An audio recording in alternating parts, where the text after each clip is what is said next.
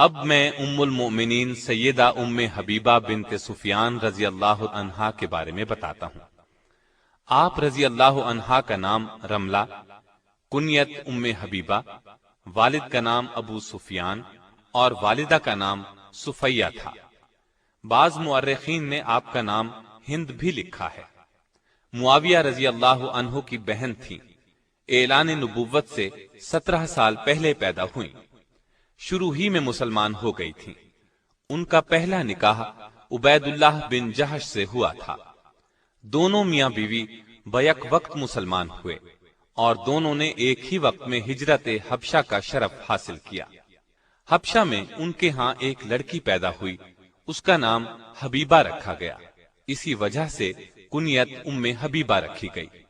لیکن عبید اللہ بن جہش مرتد ہو گیا، اسلام چھوڑ کر عیسائی ہو گیا۔ ام حبیبہ اسلام پر قائم رہی۔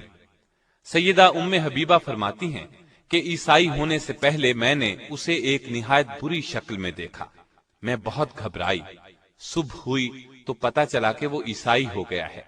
میں نے اپنا خواب اسے سنایا کہ شاید توبہ کر لے، لیکن اس پر کوئی اثر نہ ہوا۔ شراب و کباب میں مشغول ہو گیا اور اسی حالت میں مر گیا۔ اب سیدہ حبشہ میں تنہا تھی۔ بیان فرماتی ہیں کہ چند روز بعد میں نے خواب میں دیکھا کہ کوئی شخص مجھے یا ام المؤمنین کہہ کر بلا رہا ہے۔ میں بہت گھبرائی۔ جب میری عدت ختم ہو گئی تو مجھے نجاشی کے ذریعے سے نبی صلی اللہ علیہ وسلم کا پیغام پہنچا۔ سیدہ ام حبیبہ نے آپ کا پیغام منظور کر لیا۔ آپ کے پاس یہ پیغام نجاشی نے اپنی باندی ابرہہ کے ذریعے بھیجا تھا۔ آپ رضی اللہ عنہا نے منظور کرتے ہوئے چاندی کے کنگن، پازیب اور انگوٹھیاں وغیرہ اتار کر اسے انعام میں دے دی۔ شام ہوئی تو نجاشی نے سیدنا جعفر طیار اور دوسرے مسلمانوں کو جمع کر کے خود ان کا نکاح پڑھا۔ 400 دینار مہر مقرر ہوا، جو اسی وقت رسول اللہ صلی اللہ علیہ وسلم کی طرف سے خالد بن سعید رضی اللہ عنہ کو دے دیے، جو کہ ام حبیبہ کی طرف سے وکیل تھے۔ اس طرح یہ نکاح ہوا۔ لوگ اٹھنے لگے تو نجاشی نے کہا، ابھی بیٹھیے، انبیاء علیہم السلام کی سنت یہ ہے کہ نکاح کے بعد ولیمہ بھی ہونا چاہیے۔ چنانچہ کھانا آیا۔ ولیمے سے فارغ ہو کر سب رخصت ہو گئے۔ چنانچہ سیدہ ام حبیبہ جب مدینے آئیں تو تمام حالات اور واقعات کہہ سنائے۔ آپ صلی اللہ علیہ وسلم سن کر مسکراتے رہے۔ نجاشی نے سیدہ ام حبیبہ کو شرحبیل بن حسنہ کے ساتھ آپ کی خدمت میں بھیجا تھا اور اپنی طرف سے انہیں گھریلو سامان بھی دیا تھا۔ یہ نکاح 6 ہجری کے آخر یا 7 ہجری کے شروع میں ہوا۔ اس وقت آپ رضی اللہ عنہا کی عمر 36 یا 37 سال تھی۔ ابن حیثمہ نے اپنی تاریخ میں مصعب بن عبداللہ کے حوالے سے لکھا ہے کہ رسول اللہ صلی اللہ علیہ وسلم نے ام حبیبہ سے نکاح کیا تو اس زمانے میں ان کے والد ابو سفیان مسلمان نہیں ہوئے تھے۔ سیدہ ام حبیبہ صورت اور سیرت دونوں کے لحاظ سے ممتاز تھی۔ آپ رضی اللہ عنہا کی روایت کردہ احادیث 65 ہیں۔ آپ کو اسلام اور رسول اللہ صلی اللہ علیہ وسلم سے بہت محبت تھی۔ یہ اسلام سے محبت ہی تو تھی کہ ان کا شوہر عبید اللہ عیسائی ہو گیا تھا، لیکن یہ برابر اسلام پر ثابت قدم رہی، شوہر کے عیسائی ہونے اور علیحدگی کی پرواہ نہ کی۔ اسلام سے محبت کا ایک اور ثبوت بھی ملتا ہے کہ فتح مکہ سے پہلے سیدہ کے والد ابو سفیان صلح کی شرائط طے کرنے کے لیے مکے سے مدینے کی طرف روانہ ہوئے۔ آپ صلی اللہ علیہ وسلم نے صحابہ کو خبر دی کہ ابو سفیان مکے سے صلح کی مدت بڑھانے اور عہد کو مضبوط کرنے کے لیے آ رہا ہے۔ ابو سفیان اس وقت تک مسلمان نہیں ہوئے تھے۔ مدینے میں پہنچے تو اپنی بیٹی ام حبیبہ کے گھر بھی گئے تو رسول اللہ صلی اللہ علیہ وسلم کا بستر بچھا ہوا تھا۔ جب وہ بستر پر بیٹھنے لگے تو ام حبیبہ رضی اللہ عنہا نے فوراً آگے بڑھ کر بستر لپیٹ دیا۔ ابو سفیان کو بیٹی کی اس بات پر غصہ آ گیا۔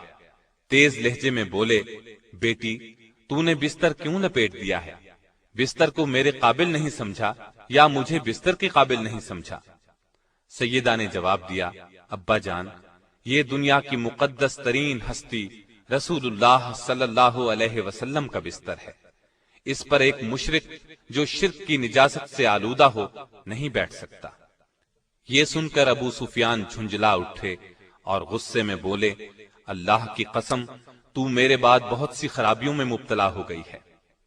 سیدہ ام حبیبہ رضی اللہ عنہا نے جواب دیا، میں خرابیوں میں مبتلا نہیں ہوئی، اور ان کے غصے کی پرواہ نہیں کی اور کہا، میں کفر کے اندھیرے سے نکل کر اسلام کے نور ہدایت کی روشنی میں داخل ہو گئی ہوں۔ اور تعجب ہے، آپ قریش کے سردار ہو کر پتھروں کو پوجتے ہیں، جو سنتے ہیں نہ دیکھتے ہیں، کسی کا کچھ بنا سکتے ہیں نہ کچھ بگاڑ سکتے ہیں۔ آپ حدیث پر شدت سے عمل کرتی تھی، دوسروں کو بھی اس کی تاکید کرتی تھی۔ وفات کے وقت سیدہ عائشہ رضی اللہ عنہا اور سیدہ ام سلمہ رضی اللہ عنہا کو بلایا اور فرمایا، مجھ میں اور تم میں وہ تعلقات تھے جو سوکنوں میں ہوتے ہیں، ہم میں کبھی کبھی بتقاضائے بشریت کوتاہی ہو جاتی تھی، اس لیے مجھے معاف کر دیجئے اور میرے لیے دعائے مغفرت کیجئے۔ اس پر سیدہ عائشہ رضی اللہ عنہا نے فرمایا، تم نے مجھے خوش کر دیا، اللہ تمہیں بھی خوش رکھے۔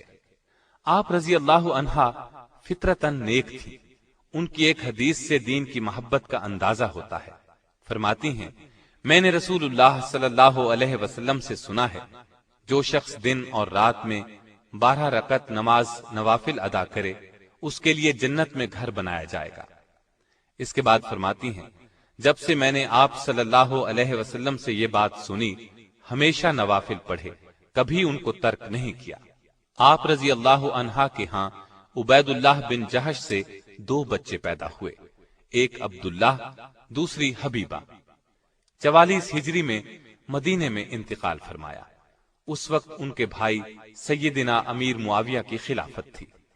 وفات کے وقت عمر 73 سال تھی۔ اللہ